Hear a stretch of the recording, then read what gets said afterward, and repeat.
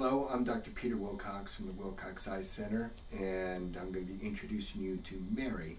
Another testimonial here for the office. Mary came to our office just a little over 3 years ago, and the diagnosis was made that she likely had increased intracranial pressure. She has a very interesting story to tell about the process that I've kind of lost track of over all these years. But back in the day when we did this, our use of technology, time, talent, concern, compassion helped us get Mary into the right hands. There's been a long road, and she has a heartbreaking story to tell and a happy story to tell about where she is now and how we helped her get there.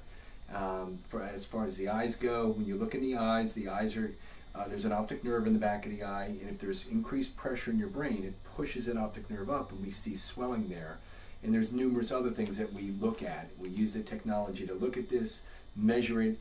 Treatments happen with the neurologist. We cross-communicate with these different professionals, and you can see the receding tide as the treatment occurs. It's been quite interesting, and I'll let you speak to Mary, or listen to Mary, and thank you very much. Hi, my name is Mary. I'm a patient of Dr. Wilcox, and I wanted to share my testimonial with you. I came to Dr. Wilcox a little over 3 years ago. I had been having really bad headaches and migraines. It started about two and a half years before I came here.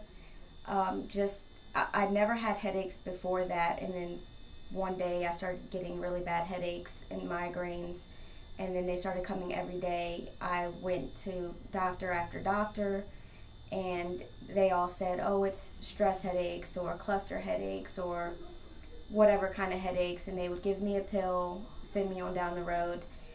They didn't really care about me or taking the time to sit and listen to me or get to the root of the problem. So eventually I just stopped going, and then about 2.5 years later, in 2010, I got pregnant and I had a miscarriage. And then I started having some strange things going on with my eyes. Like I would have like blackouts where I would just not see anything for like maybe 10 or 15 seconds, or my vision would get really blurry and my head was still hurting really bad. So I thought maybe I would go to see Dr. Wilcox. Maybe I needed a stronger prescription on my glasses because it had been a few years. So I went to see Dr. Wilcox, and he, did my eye exam, and then I told him about the headaches and, how I've been having the blind spot things happening and all the weird things going on. And he told me that I should get the pictures of the back of my optic nerves or whatever done. The insurance didn't cover it, but I think it was like $32, and I thought it would probably be a good investment to do that since he, thought it would as well. So we went ahead and did that, and he had thought, from what I had told him, that I had a condition called pseudotumor cerebri, but he couldn't diagnose it without seeing those images. So when he took the pictures, the images did show that it looked like I had the pseudotumor cerebri. So he contacted immediately one of the neurologists that he knew and said, I have this patient who looks like she has pseudotumor cerebri, and her insurance is running out at the end of the month, so we got to get her in really soon. And he got me in within a matter of a week, and then they confirmed that it was pseudotumor cerebri, which can cause blindness, and it puts pressure on your brain. It can put pressure on your eyes. That's what can cause the blindness if your optic nerve swells too much. So it's really scary, and apparently my sister also has it. So I was overweight and my sister was overweight, so they weren't sure if it was because we were overweight or if it was genetic.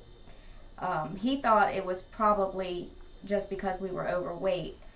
So we kept working with the neurologist to try to get medications to get the swelling down, and I don't think that if I had come to see him that I would have gotten diagnosed. Dr. Wilcox really cares about his patients, not just as a patient, but as a person. You know, he treats you like a person and not a patient. You're not a number to him. You're an actual person.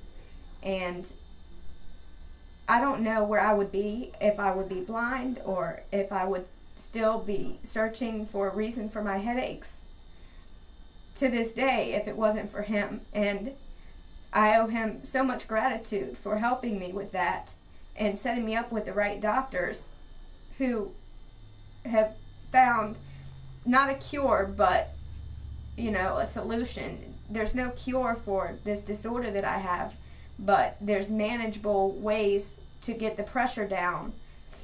And it gets really tough at times because the pressure will go up and the headaches become really bad. And, you know, I got a tattoo. It says persevere, and this is an awareness ribbon for the condition.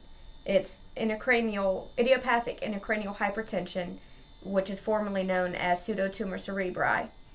And it is not a curable condition, it's just manageable. Either with medication, and if medication doesn't work, they can put a shunt in your brain or do an optic nerve forestation to get the pressure down in your eyes if your vision is impaired greatly. But anybody who's looking for a great eye doctor, Dr. Wilcox and his team are one of the best that I've ever met. And I've been to a lot of eye doctors and just regular doctors, and he's by far the best I've been with. And I would recommend him to anybody. He's a great doctor, and his team is also great, and they're very caring, and they treat you like family. So I've lost over 100 pounds since then in the last year, and I feel a lot better. I still have the condition, and it's still being managed. It gets better and then it gets worse, but between Dr. Wilcox and my neurologist, they really try hard to keep it, in check, and I thank him greatly for that. Thank you.